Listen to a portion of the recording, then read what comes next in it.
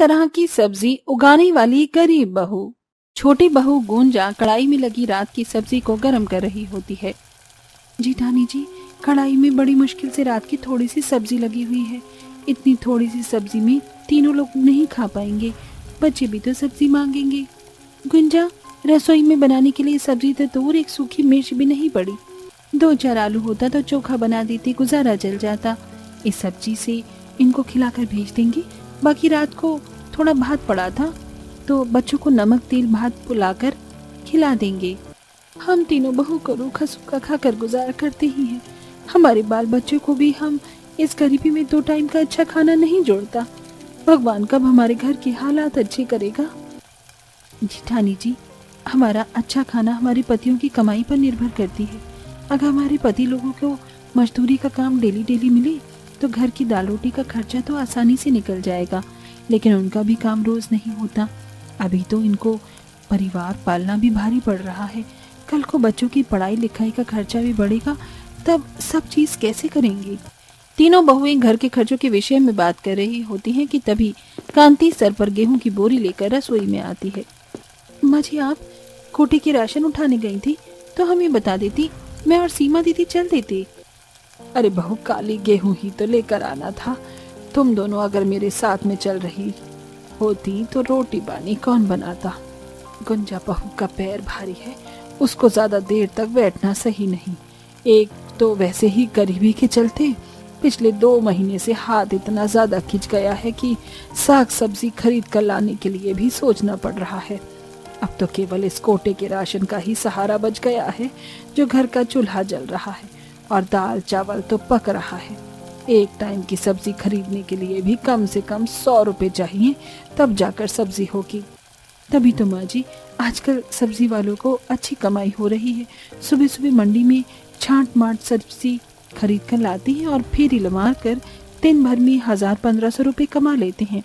और एक हमारे पति हैं, जिसे सब्जी का कारोबार करने को कहो तो साफ मना कर देते हैं। और अगर ये तीनों सब्जी बेच लेंगे तो सब्जी खरीदने की जरूरत ही नहीं पड़ेगी। अरे तुम तीनों लुगाइयों ने कुछ रोटी पानी बनाई है तो ले आओ, वरना हम तीनों भाई चले काम के लिए। जी जी, बस अभी लाते हैं। अनीता, तुम जल्दी से रोटी सेक तो मैं खाना परोस देती हूँ। अनीता जल्दी से चूल्हा जोड़कर गर्मा गर्म रोटी बनाती है। सीमा थोड़े में थोड़ी सब्जी तीनों की थाली में डालकर परोस देती है। तभी सोयाबीन की सब्जी देख उमेश ने मुंह सिकोड़ लिया। ये क्या, ये तो रात वाली सब्जी है। रात को भी आलू सोयाबीन खाई थी, कम से कम अभी तो कुछ और सब्जी बना देती। देवर जी, किस चीज की सब्जी बनाते हैं रसोई में? कोई सब्जी होती तभी तो बनाती ना। सब्जी खत्म हुए 3 से 4 दिन हो गए हैं। आप तीनों भाइयों को मन नहीं करता कि रात को बाजार से आते टाइम कुछ हरी सब्जी खरीद कर चलते बने? भाभी, कल सारा दिन खाली खाली बैठे निकल गया। 1 रुपया का भी काम नहीं हुआ तो सब्जी कहाँ से लाते। अगर काम मिल जाता तो हम बिना बोले ही सब्जी राशन खुद ले आते हैं। आप तीनों को बोलने की जरूरत ही नहीं पड़ती। तीनों भाई थोड़ी सी सब्जी से ही रोटी लगा लगा कर पड़ोस की रसोई में से अच्छी सी मीट की महक उनके घर तक आती है। क्या अच्छी सी चिकन की खुशबू आ रही है। लगता है किसी के यहाँ पर चिकन बना है। मेरा तो चिकन रोटी खाने का मन सा कर गया। पापा, मुझको भी मीट खाने का मन कर रहा है। आप भी चिकन बनवा दो ना। 2 महीने से ज्यादा हो गया हमारे घर में चिकन बने हुए। अच्छा जी, मेरे राजा बेटा को चिकन खाना है। कोई नहीं, पापा आज ही अपनी बंटी के लिए मीट खरीद कर लाएंगे और मम्मी बनाकर सबको खिलाएंगे। अजी, कोई जरूरत नहीं है फालतू में मीट मछली खरीदने पर खर्च करने की। इतने में बाजार से 2-4 टाइम के घर के बनाने के लिए सब्जी आ जाएगी। सब्जी ले लेना। वैसे भी मीट मछली कितना ज्यादा महंगा बिक रहा है। कुछ देर बाद तीनों काम पर चले जाते हैं, जहाँ आज तीनों को दिहाड़ी का काम मिल जाता है। तब ठेकेदार उनको पैसे देता है। अरे ये लो अखिलेश, महेश, उमेश, वैसे तो 150 के हिसाब से तुम्हारे 450 दिहाड़ी के बनते हैं, लेकिन तुम ये 500 रुपए रखो। उस दिन दिहाड़ी में 500 रुपए मिलने पर तीनों भाई काफी ज्यादा खुश होते हैं। भैया, आज तो पूरे 500 रुपए की दिहाड़ी मारी है। आज बच्चों के लिए चिकन खरीद कर घर ले चलते हैं, बच्चों का मन रह जाएगा। साथ में माँ के लिए 1 पाव या आधा किलो ताजी मछली देखकर खरीद लेंगे। माँ मीट तो खाएंगी नहीं। तीनों भाई सीधा मीट मछली खरीदने के लिए बाजार आते हैं, जहां लाइन से चिकन शॉप थी और सभी के पास खूब भीड़ लगी हुई थी। वहीं दूसरी तरफ मछली बेचने वालों के पास भी इतनी ही भीड़ थी। मछली मीट खरीदने के लिए भी लोगों ने कितनी दबाकर भीड़ लगा रखी है। वही तो अखिलेश भैया, इन मछली मीट बेचने वालों की तो बड़ी अच्छी कमाई और मुनाफा होगा। फिलहाल तो चलकर जल्दी से मीट मछली खरीद कर घर ले चलते हैं, वरना देर से घर जाएंगे तो तीनों बनाने में नखरे करेंगे। अरे मछली लो, ताजी ताजी मछली, पानी की लगी जिंदा मछली, रोहू मांगुर घास काट मछली ले लो। तीनों भाई मछली वाले के पास आकर रेट पूछते हैं। अरे भैया, ये रोहू मछली कैसे रुपए किलो दिए? भाई ये रोहू मछली 400 रुपए किलो लगेगी। अरे भैया, आप कुछ ज्यादा ही महंगी मछली बेच रहे हो। आपसे बगल वाला तो यही मछली 250 रुपए किलो में दे रहा है। अरे भैया, सौदे का भी तो फर्क है। उसकी मछली मरी हुई है, मेरी पानी की चलती हुई जिंदा मछली है। सामने कटवा कर लोगे तो दाम तो ज्यादा लगेगा ही ना। अब देख लो, अगर 250 रुपए किलो वाली मछली चाहिए तो बगल वाले से ले लो, बाकी आपकी मर्जी है। अरे उस 250 रुपए किलो वाली मछली से तो अजीब सी दुर्गंध उठ रही है। इसी में आधा किलो कटवा कर ले चलते हैं। अरे भैया, इसी में आधा किलो काट कर दे दो। तब मछली वाला आधा किलो ताजी मछली देता है। अब तीनों भाई मीट वाले के यहाँ से मीट लेने आते हैं। मीट वाला भी उनको महंगा रेट लगाता है। क्या कहा? 300 रुपए किलो चिकन? अरे भैया, अभी तो बीच में 200 रुपए किलो बिक रहा था, सीधे 100 रुपए बढ़ा दिए। उमेश के मोल भाव करने पर मीट वाला ऐंठ कर जवाब देता है। अरे भैया, ये कोई सस्ते रेट की आलू थोड़ी है जो 10 रुपए किलो में मिल जाएगा। चिकन खाना है तो 200-300 रुपए तो लगाना ही पड़ेगा। कोई नहीं भैया, ऐसा करो आप 3 पाव कर दो। प्याज टमाटर मसाला भी तो खरीदना है। अब तीनों चिकन मछली खरीद कर सब्जी वाले के पास से थोड़ी प्याज टमाटर लेकर घर चल देते हैं। जीठानी जी, मैंने रोटी बना कर रख दिया है, आप कहो तो दाल उबालने के लिए चढ़ा दूं। पता नहीं ये लोग कब सब्जी लेकर आएंगे, बच्चों को भी भूख लगी है, बच्चे बिना खाए सो जाएंगे। देवरानी जी, थोड़ी देर और देख लेते हैं, क्या पता ये तीनों भाई सब्जी लेकर आते ही हों। मैं फटाफट से काट कर छौंक दूंगी, तुम आराम करो। मम्मी, मुझको बहुत जोर की भूख लगी है, खाना दे दो। पिंकी बेटी, अभी सब्जी तो बनी नहीं है, चाची ने गर्मा गर्म रोटी बनाई है, नमक तेल लगा कर दे दूं, खाएगी? पिंकी मुंह भींचकर नमक तेल वाली रोटी खाने से मना कर देती है।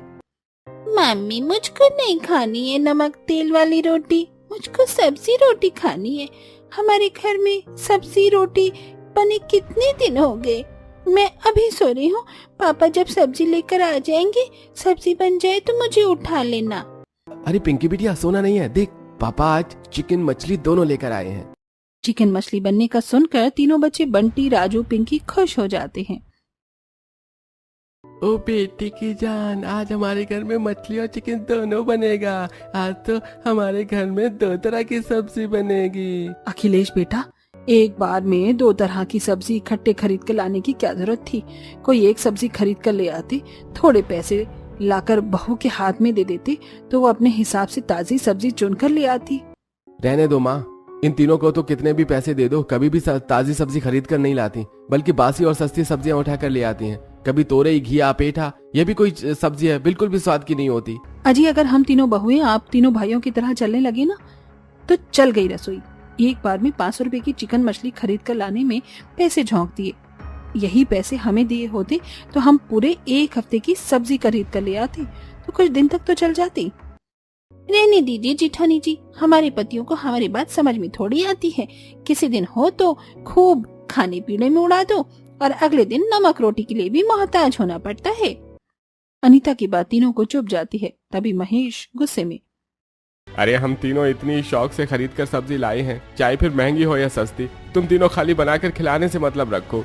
बाहर से कमा कर लाने का जिम्मा हम तीनों भाइयों का है। वैसे भी पूरे परिवार का पेट हम तीनों भाई मिलकर ही भरवा रहे हैं। मम्मी मम्मी, भूख लगी है, जल्दी से चिकन बना दो। बड़ी बहू, जाओ जाकर सब्जी बना लो, बच्चे भूख से मचल रहे हैं। ये तीनों को समझ तो आने वाला है नहीं। तीनों बहुएं सब्जी लेके रसोई में आ जाती हैं और मिलजुल कर चिकन मछली साफ सुथरा करने लगती हैं। फिर से रोहू मछली उठाकर लाए हैं, इसमें कांटे ही कांटे होते हैं, साफ करते करते ही 1 घंटा लग जाएगा। इससे अच्छा एक कांटे वाली प्याज मछली वही ले आते।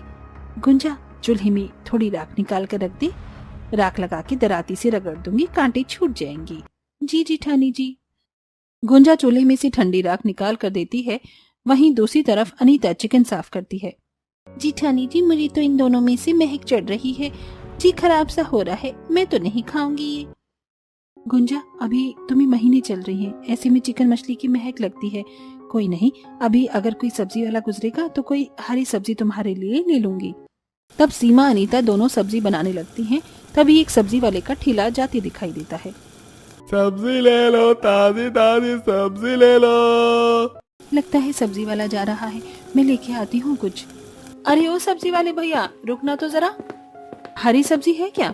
बहन जी बाकी सारी सब्जी तो बिक गई है, बस भिंडी टमाटर बची है थोड़ी बहुत। एकदम कच्ची भिंडी है, एक खराब नहीं निकलेगी। भैया भिंडी तो पकी पकी सी बीज वाली लग रही है। अरे बहन जी आधी पकी भिंडी निकल जाती है। ये भिंडी बाजार में 80 की बेची है किलो, आप 10 रुपए कम दे दो। गुंजा देखती है कि कुछ कुछ भिंडी गली गली सी थी। जी ठानी जी भिंडी रहने दीजिए, भैया खाली 10 के टमाटर दे दो चटनी बनाने को। 10 के टमाटर मांगने पर सब्जी वाला टमाटर हाथ से छीन लेता है। अरे रहने दो बहन जी, सब्जी खरीदना तुम्हारे बस की नहीं है। अचार से खाओ रोटी। टमाटर की क्वालिटी देखिए, एकदम टाइट टमाटर है। 10 रुपए में देसी टमाटर खाना है, चलो हटो यहाँ से। सब्जी वाला ठेला लेकर आगे चल देता है और थोड़ा आगे जाकर कुछ खराब टमाटर और सब्जियों को फेंक देता है, जिसे देखकर गुंजा उन सब्जियों को आकर लेने लगती है। गुंजा, ये तुम इन फेंकी हुई सब्जियों को किस लिए उठा रही हो? कोई देखेगा तो क्या सोचेगा, और इनका क्या करोगी? जी ठानी जी, ये सब्जी ज्यादा खराब नहीं है, थोड़ी थोड़ी गली है, काट छाट कर बन जाएंगी, और बाकी भी काम की है। तब गुंजा सारी फेंकी सब्जियों को उठाकर घर लाती है और सही सही सब्जी को काट छाट कर बना लेती है। ज्यादातर सब्जी सड़कर खराब हो गई थी। ये सड़ी सब्जी कितनी महक रही है, देवरानी जी से उठाकर फेंक दो। जीठानी जी, इन टमाटर और भिंडी के बीज इससे क्यारी में लगा देते हैं तो थोड़े दिन में बहुत ही बढ़िया टमाटर भिंडी उगाएंगी। गुंजा, इन बीजों से सब्जी उगाने की कोशिश तो कई बार हम दोनों ने भी की है, लेकिन जब भी हम मिट्टी में बीज की रुपाई करते थे एक भी सब्जी नहीं निकली। जीठानी जी, अनाज और सब्जी उगाने के लिए मिट्टी की परख होनी चाहिए। सबसे बढ़िया और ताजी सब्जियां भरपूरी मिट्टी में ही होती हैं, और बीज रोपने के बाद पानी और देखभाल की भी जरूरत होती है सब्जी को, वरना वो मिट्टी में ही मर जाते हैं बीज। आपको पता है, इस तरह सब्जियों के बीजों से मैंने गांव में बहुत सारी सब्जी उगाई है और खाई है। फिर तो तुम्हें सब्जी उगाने का अच्छा खासा ज्ञान होगा। हाँ, क्योंकि पिताजी बटाईदार खेती करते थे तो मैंने भी उनके साथ सब्जियों की बुवाई रुपाई करी, इसलिए मुझे सब्जी उपजाने का अच्छा अनुभव है। गुंजा खराब सब्जियों के बीजों को निकाल कर रख लेती है और अगले दिन झोपड़ी के पिछले वाले हिस्से में खाली पड़ी जमीन में ही 2-3 क्यारियां लगाकर भिंडी और टमाटर के बीज की रुपाई करके मिट्टी चढ़ा देती है। अब 10-15 दिन में इसमें से एक अंकुर फूटकर छोटे छोटे टमाटर भिंडी के पौधे निकल आएंगे और 1.5-2 महीने में खाने लायक टमाटर भी उगने लगेंगे। चलो अच्छा है, कम से कम टमाटर खरीदने के पैसे तो बचेंगे। ऐसे ही थोड़ा समय गुजर जाता है। वहीं तीनों भाइयों का काम बारिश के मौसम के चलते मजदूरी का काम बंद पड़ जाता है। क्या बात है बहू, सुबह के 10-11 बजने को हैं, अभी तक तुम लोगों ने आज भी नहीं जोड़ा। आज खाना पीना नहीं बनाना क्या? माँ जी, खाना बनाने के लिए रसोई में अनाज होगा तब तो कुछ बनाएंगे। कल रात रसोई में जो मुट्ठी भर दाल चावल था उसे लगाकर खिचड़ी बना दिया था, वो रात का गुजारा चल गया। लेकिन अभी के टाइम के लिए कुछ भी नहीं है, राशन मंगवाना ही पड़ेगा। रसोई में राशन पानी खत्म देखकर तीनों बहू काफी ज्यादा परेशान थी, जिसे देखकर कांति तीनों बेटों के पास आती है। अखिलेश, महेश, उमेश, बेटा तुम तीनों को घर में बैठे एक हफ्ता हो गया है, कहीं काम नहीं करोगे तो घर कैसे चलेगा? न रसोई में राशन है और न साग सब्जी। माँ, हम अपनी खुशी से थोड़े न घर में बैठे हैं। बारिश के मौसम में काम धंधा नहीं है तो कम कमाने के लिए कहाँ जाएं हम, बताओ। अरे 2-4 दिन मर्द घर में क्या बैठ जाएं, सभी को खटकने लगते हैं। सभी चीजों का ठेका जैसे हम नहीं ले रखा है। महेश की टोंटबाजी करने पर तीनों बहुएं रसोई में से निकल आती हैं और अनीता झगड़ जाती है। अजी, जब तुम्हें कमाकर खिलाने में इतनी दिक्कत हो रही है तो बाल बच्चे पैदा नहीं करने चाहिए थे। अगर काम कर हम तीनों बहू को पूरा दिया होता तो हम उतने ही पैसे में खाने का खर्चा भी चला देते और 2 पैसे भी बचा लेते। देखो सुबह सुबह मुझे कलेशबाजी मत करो, समझ गई? जब काम नहीं चल रहा था तो क्या करूं? दोनों मियाँ बीवी में लड़ाई हो ही रही थी कि तभी पड़ोसी रजनी का पति केशव आता है। अरे उमेश, महेश, अखिलेश भाई कहाँ हो? मंजली बहू, महेश, दोनों चुप कर जाओ, दरवाजे पर कोई खड़ा है, शर्म कर लो। अरे केशव भाई कैसे हो? शहर से कब आना होगा और काम धाम कैसा चल रहा है? अरे भाई एकदम बढ़िया काम धाम चल रहा है। छुट्टी लेकर आया हूँ 15 दिन की, फिर चला जाऊंगा। सोचा आया हूँ तो तुमसे मिल लूं। और कैसा चल रहा है काम? अरे भाई काम धाम तो पिछले 1 हफ्ते से बंद पड़ा हुआ है मौसम के चलते। अरे गांव में यही तो है, सही ढंग से रोजगार मिल जाए तो आदमी कमाने के लिए परिवार से दूर शहर थोड़े जाता। तुम तीनों भाई शहर में चलकर क्यों नहीं कमाते? बाल बच्चे परिवार तो सही से रहेंगे, वहां पर 10-12 हजार की तनख्वाह फैक्ट्री में मिल जाएगी, सोच कर बता देना। इतना कहकर केशव चला जाता है। तभी कांति, बेटा मेरा भी यही कहना है कि तुम भी अब शहर जाकर कमाओ। घर बनाने के लिए भी तो पैसे चाहिए। कब तक झोपड़ी में दिन काटेंगे? पैसे जोड़ोगे अभी तभी होगा।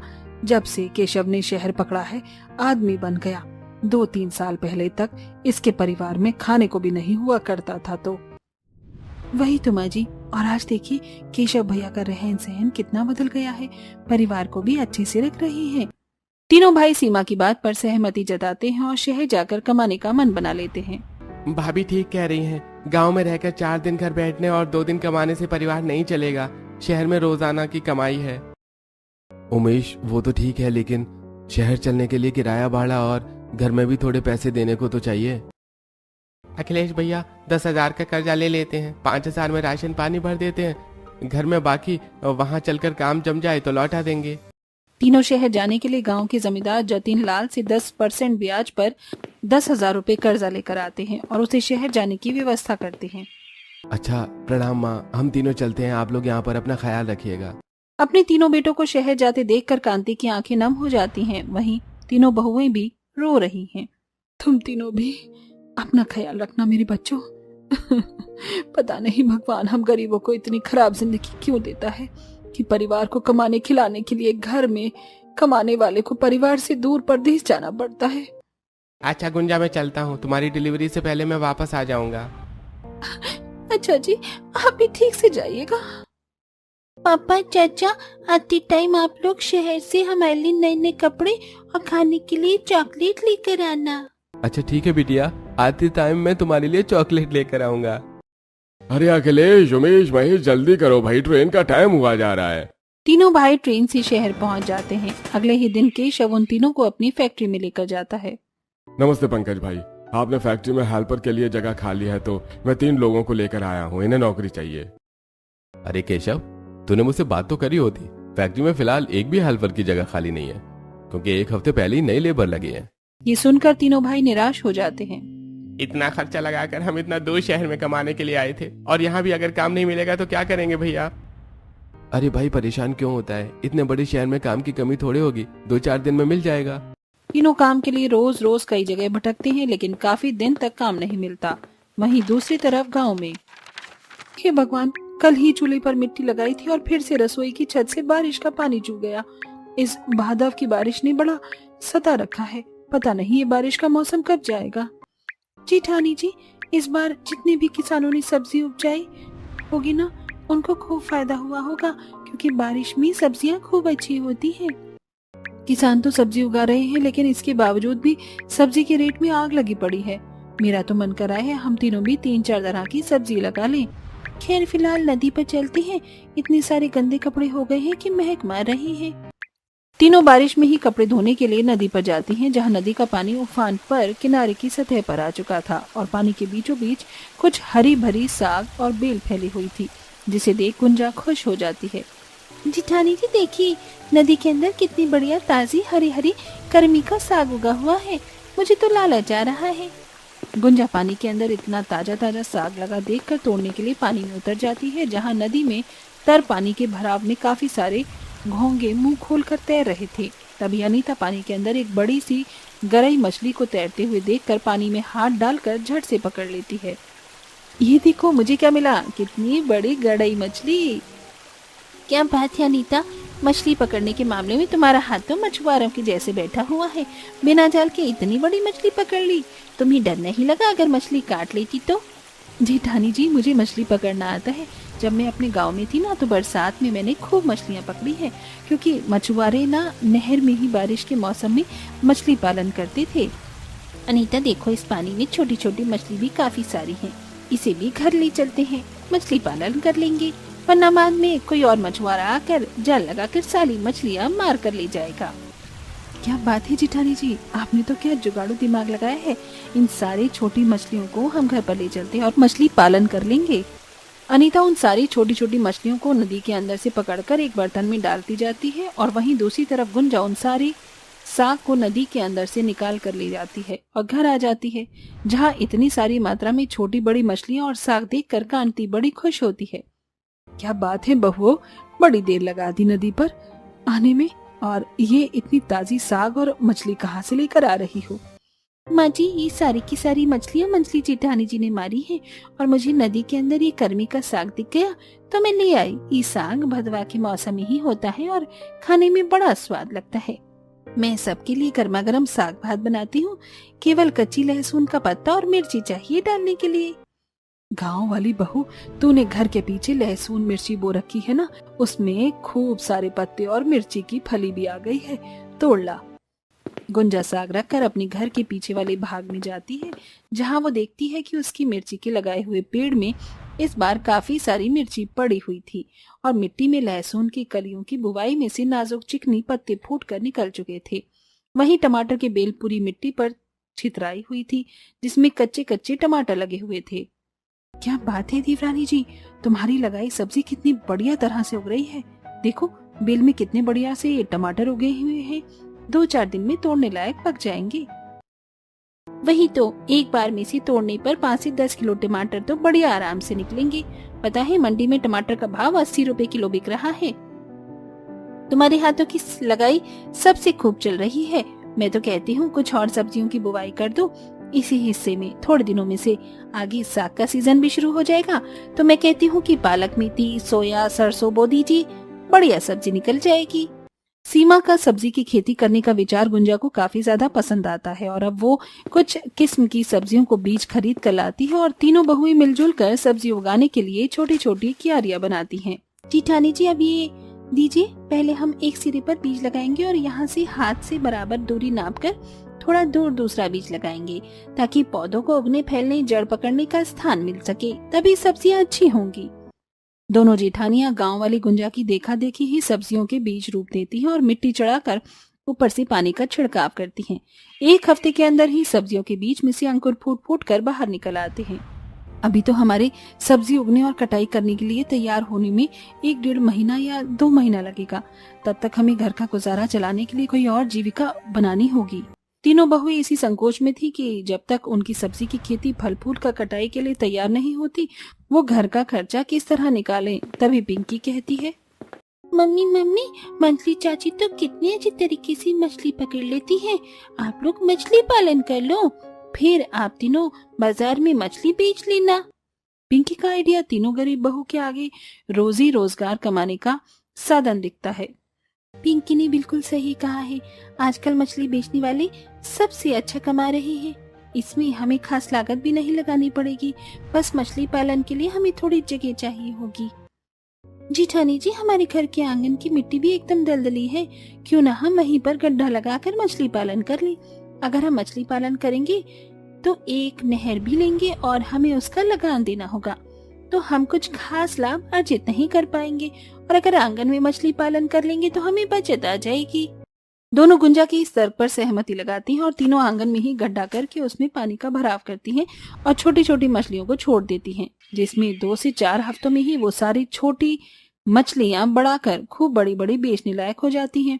वहीं उनके खेत की सब्जियां भी तोड़ने लायक हो जाती हैं, जिसमें हरी भरी साग और ठोस सब्जियां जैसे कि गोभी, भिंडी, बैंगन आदि भी थे। देख राजू, देख, पिंकी दीदी हमारे खेत पे कितनी ताजी ताजी सब्जियां आई हुई हैं।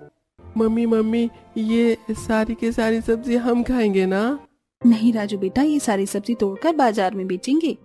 वैसे गुंजा की उगाई सब्जियां कितनी अच्छी और किफायती उगी हैं, ये तो बढ़िया दाम में बिक जाएंगी बाजार में। 2 तरह की सब्जी बेचकर हम इतना तो आमदनी कमा ही लेंगे कि खाने पीने का खर्चा निकल चल जाए। तब 2 बहुएं खेत की ताजी ताजी सब्जियों को तोड़कर टोकरी में भर लेती हैं और वहीं अनीता बड़ी बड़ी मछलियों को चुनकर बेचने के लिए निकल जाती है। अब तीनों बाजार में 2 तरह की सब्जियां बेचने के लिए पहुंचती हैं।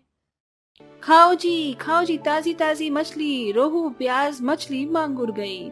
सबसे सस्ती, सबसे ताजी मछली चाहिए तो यहाँ चले आइए। ग्राहक पानी की चलती मछलियां देखकर खरीदने के लिए आते हैं। अरे बहन जी, ये प्याज मछली कैसे दिया? जी भैया जी, ये मछली 300 रुपए किलो की है, अगर एकदम ताजी और बढ़िया भी है। अच्छा फिर तो 2 किलो कर दीजिए। लो जी, आ गई बाजार में खेत की तोड़ी ताजी ताजी भाजी। अरे क्या बात है, वैसे तो बाजार में हर सीजन में ठंड आते आते सब दिखना शुरू होगा, लेकिन तुम तीनों अभी से ही साग बेच रही हो, 1 किलो तोल दो। जी जरूर, ये कर दिया आपका 1 किलो। राई बहुत हुआ, कुछ और चाहिए? मशरूम है क्या? अगर हो तो आधे किलो कर दो। उस लेडीज के मशरूम मांगने पर सीमा गुंजा एक दूसरे का मुंह देखने लगती हैं। माफ कीजिएगा, मशरूम तो है ही नहीं, अगली बार से हम मशरूम भी रखेंगे। औरत सब्जी खरीद कर चली जाती है, लेकिन पूरे दिन भर में मशरूम खरीदने वाले और भी कई लोग ग्राहक आते हैं। वैसे आज हमारी दुकानदारी का पहला दिन था और फिर भी हमारी सारी सब्जी बिक गई, एक भी सब्जी बचकर नहीं आई। मगर मशरूम खरीदने वाले कई सारे ग्राहक ऐसे ही फिर गए। अगर हमारे पास सब्जी में मशरूम होता तो और भी ज्यादा मुनाफा होता। क्यों ना हम थोड़े से हिस्से में मशरूम की भी खेती कर दें? तीनों थोड़ी सी जमीन साफ सुथरी करके मशरूम की खेती भी कर देती हैं। वहीं 2 तरह की सब्जी के मुनाफे से वो एक छोटा सा मुर्गी फार्म भी शुरू करती हैं। बहन जी, मेरी 10 मुर्गियां और 50 देसी अंडे कर दो। ये लीजिए आपकी 10 मुर्गी और 50 देसी अंडे। 1 महीने में हमारा मुर्गी फार्म भी कितना अच्छा चल गया ना। आखिर में तीनों गरीब बहुएं 3 तरह की सब्जी बेचकर खूब मुनाफा कमाती हैं।